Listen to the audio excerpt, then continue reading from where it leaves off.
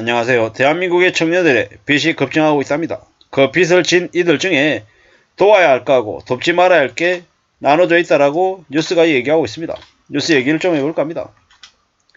2030들의 청년 부채의 특징이 주거형하고 금융투자랍니다. 2021년까지는 주택가격 폭등 시기에 많은 2030들이 주택 구입에 뛰어들었답니다. 그리고 지금은 지금대로 또 집 때문에 힘들어하고 있죠. 몇 년 사이에 집을 산 청년들이 불안해한답니다. 왜냐? 빚을 지고 집을 샀기 때문이죠. 청년들의 빚이 얼마냐? 19세에서 39세 청년 가구의 평균 부채가 8,455만원이랍니다. 직장인들의 빚이 1인당 2030들이 5천만원이라고 얘기하던데 직장인 말고 청년 가구로 더 바꾸면은 한 8,455만원인가 봅니다. 이 부채는 임대보증금을 뺀 금융부채라고 한다네요. 10년 전하고 비교하면 2.5배랍니다. 빚이 아예 없는 청년을 빼고 부채가 있는 청년 가구만 계산하면 1인당 1억 1,500이랍니다. 대단하죠? 1억 1,500. 이걸 소득 대비로 따지면은 소득 대비 부채가 300% 이상인 비율이 10년 전에 8.4%에서 지금 22%라고 합니다. 충격이죠, 충격. 빚이 왜 이렇게 많이 늘어났냐? 전체 69%가 집을 사기 위한 부채랍니다. 주거 마련하기 위한 부채. 거주 목적도 있고, 갭 투자도 있고, 주거 관련한, 부동산 관련한 부채가 1위. 그 다음이 사업이나 주식, 코인 같은 금융 투자. 이게 16.5%랍니다. 충격이죠. 한국은 주거용 부채하고 금융 부채가 걱정거리라고 한답니다. 미국 청년들이 신용카드, 자동차 대출, 학자금 대출 때문에 부채가 늘어서 걱정하는 것에 비해 한국은 주거용 부채하고 금융투자 부채라는 겁니다. 다른 영역의 부채도 비슷하게 오르는데 청년층 부채 증가만 눈에 띈다라는 게 우려스럽답니다. 이렇게 보면 총 부채 증가가 2030들이 제일 심하죠. 조금 걱정입니다. 다른 연령대에 비해서 심하게 늘었다는 얘기죠. 20대 대출 비율이 높아서 건전성이 가장 위험하답니다. 20대는 소득도 적은데 너무 심한 거죠. 어쩌다가 저렇게 된 걸까요? 충격입니다. 20대 부채 증가는 상당수는 갭 투자랍니다. 충격이죠.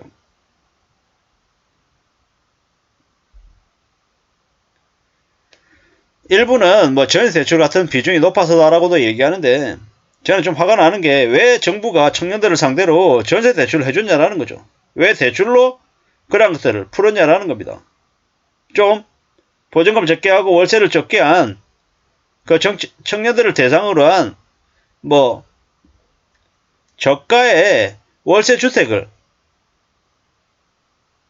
저부담의 월세 주택을 공급했으면 안 됐냐라는 거죠. 결국에는 부동산 관련한 그 업계를 좀 탄탄하게 만들려고 개수작을 부린 탓에 저렇게 된 게 아닌가 이런 의심을 해봅니다. 좀 씁쓸하죠. 좀 충격적입니다. 앞으로 나라 꼴이 어떻게 될까 계속 걱정이 되죠. 우려스럽습니다. 제 우려가 그냥 쓸데없는 기우여야 되는데 점점 더 현실적인 두려움으로 바뀌는 것 같습니다. 앞으로 대한민국이라고 나라가 어떻게 될까? 어떤 어려움을 겪을까? 이런 생각들을 계속하게 되더라는 겁니다. 참 씁쓸하기도 하고 참 충격적이기도 하고 좀 많이 혼란스럽습니다. 어떻게 해야 되나? 어떤 마음으로 먹고 지내야 되나? 이런 걱정들을 당연히 할 수밖에 없죠. 취약차주를 줄여야 되는데 쉽습니까? 어렵죠. 세 곳 이상에서 돈을 빌린 청년들, 다중채무자들 이자도 제대로 못 갚으면 돌려막기 늪에 빠진다라고 하죠. 연령별 취약차주가 얼마나 되냐? 120만 명에서 126만 명으로 늘었다는데 30대 이하 2030들이 좀 더 많이 늘었다라고 합니다. 진퇴양난이다.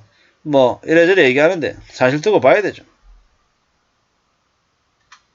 코인, 비투나 부동산 갭 투자를 통한 악성 부채를 늘린 취약차주는 빼고 생활고에 빠진 취약차주들에 대해서는 우선 지원이 필요하다고 얘기하는데 사실 쉽지 않은 거죠. 쉽지 않습니다. 저런 구분들이 과연 가능할까? 가능하지 않을 것 같습니다. 뭐 결국에는 다중채무를 진 뭐 부동산 관련한 투자로 빚을 진 거든 아니면 뭐 비투해가지고 주식이나 코인 투자로 빚을 진 이들이든 아니면 정말로 생활비나 이런 것들 때문에 힘들어서 빚을 졌다가 궁지에 내보낸 사람이든 사실상 구분이 좀 어렵다라는 겁니다. 어떻게 구분할 겁니까? 그리고 누가 그걸 평가하겠습니까? 매우 논란이 많이 될 수 있다는 겁니다. 그래서 댓글들을 보면 뭐라 그러냐? 빚을 진 건 빚은 개인의 책임이다. 그 빚을 가지고 탕감을 해준다든지 감면해준다든지 그러한 일은 절대로 있어서는 안 된다라고 얘기하는 의견들이 많습니다. 왜 그들이 그렇게 좀 극단적으로 심하게 얘기하겠습니까? 심하게 얘기하는 이유는 다른 거 아닙니다. 빚을 진 사람들에게 그에 따른 개인적인 책임을 져야 된다라고 얘기하는 거죠. 결국은 빚진 이들이 상당수가 몰락하고 무너지는 걸 아마 우리는 겪게 될 것 같습니다. 그리고 그렇게 몰락하고 무너지고 망가지는 걸 한 번씩 두 번씩 사람들이 느끼면서 아, 생사하는 게 무서운 거구나 라는 걸 더 뼈저리게 느끼겠죠. 1997년, 98년 이후에 사람들이 회사를 쫓겨나고 이래저래 경제적인 궁핍함을 느끼고 난 이후에 사람들이 어떻게 바뀌었습니까? 아, 회사가 나를 지켜주지 않는다 라고 하는 인식이 바뀌었죠. 그런 것처럼 이번에 엄청난 이 충격을 겪고 난 이후에 청년들이 어떻게 바뀌겠습니까? 욕망이 없는 일본의 사토리 세대처럼 바뀌겠죠. 투기 안 하는 거죠.